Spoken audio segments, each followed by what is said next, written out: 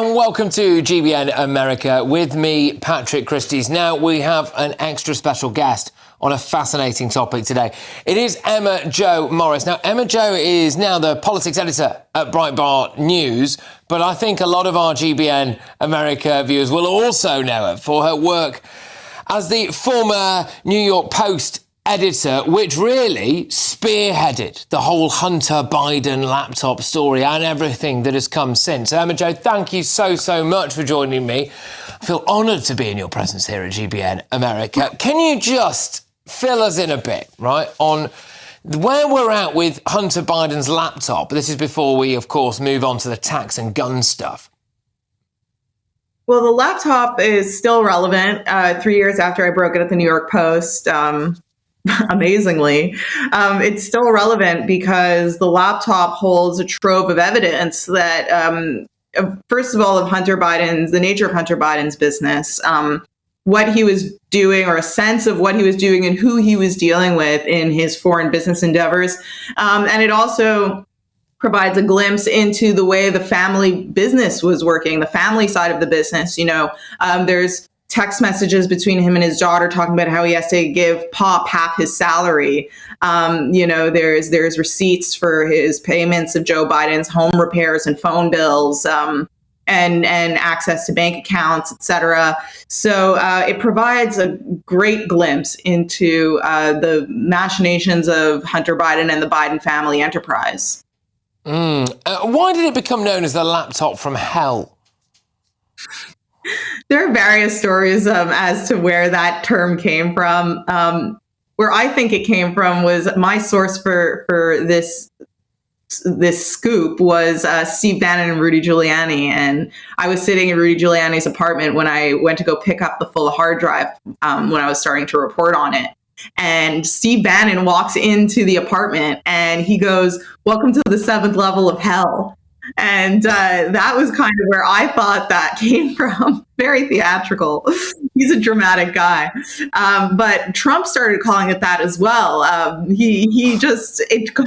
he kind of blurted it out, during a debate or something. He was like, "That laptop is the laptop from hell." And it really is. I mean, aside from all the corruption that it has in it, there's just all this depravity.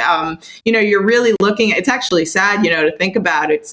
When you look at that thing, it's his obviously most personal, it's his iCloud. It's all of his most personal image, like photos and notes and diary entries and emails and texts. And you're really looking into the life of a broken man and of a sick man. And there's a lot there that's really dark. And that's why I think it kind of gets that moniker. What is like the bleakest thing on there? Depends what perspective you're looking at it from. The bleakest thing on there for the American people, and I think what the West is the corruption that it details. It really just shows like just straight up a guy selling his country, to not to Canada, not to the UK, but to our number one adversaries, to countries where we have absolutely no discernible national security interest. Or national interest in general, Ukraine, and you have to wonder how we got so marred in that conflict that's going on now that's costing so many lives when you see the deep and enmeshed business relationship that you have of the President of the United States' son. And obviously, we can assume that the whole family is benefiting from that. So there's that, but then there's also, diary entries of this guy writing from rehab, talking about, missing his dead brother, missing his dead mother, missing his dead sister, the impact that's had on his family and his life and, his emotional state. It's sad. Like there's a lot there, and he's a very obviously complicated character.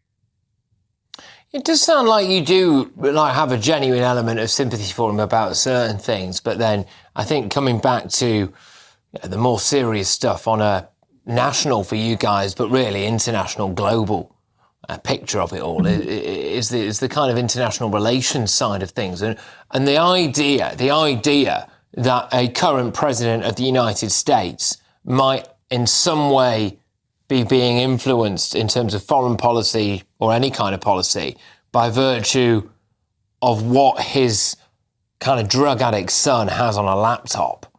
I mean, is there any truth to that?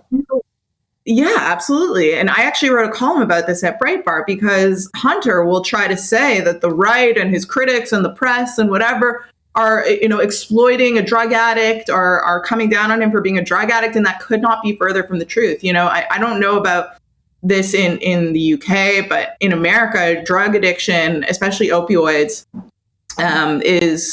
is there's a holocaust of ODs going on. There's an epidemic of addiction going on in America. Every American knows somebody closely who has suffered with drug addiction, and there is not one ounce of judgment about that or scorn about that at all.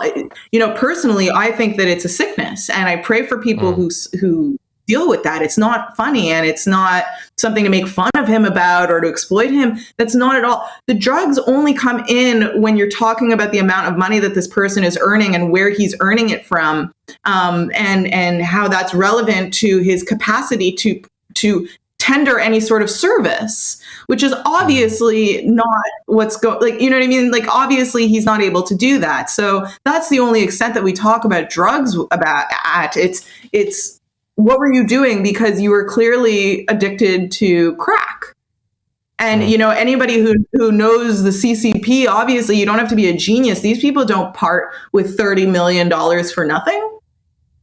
Yeah. So that's the only reason why all of this comes up. And I do have sympathy for this person. Obviously, of course, this is not a light thing. Like, there's obviously something very difficult going on for him in his life and in his, heart and whatever. And I hope that he gets well. It seems like he has, and that's great. But no, it's about the corruption. Obviously, it's about the corruption, and that is unforgivable. In the same breath that I'll say that I pity him for what he's going through in the personal front, what he has done to this country and to the West is unforgivable.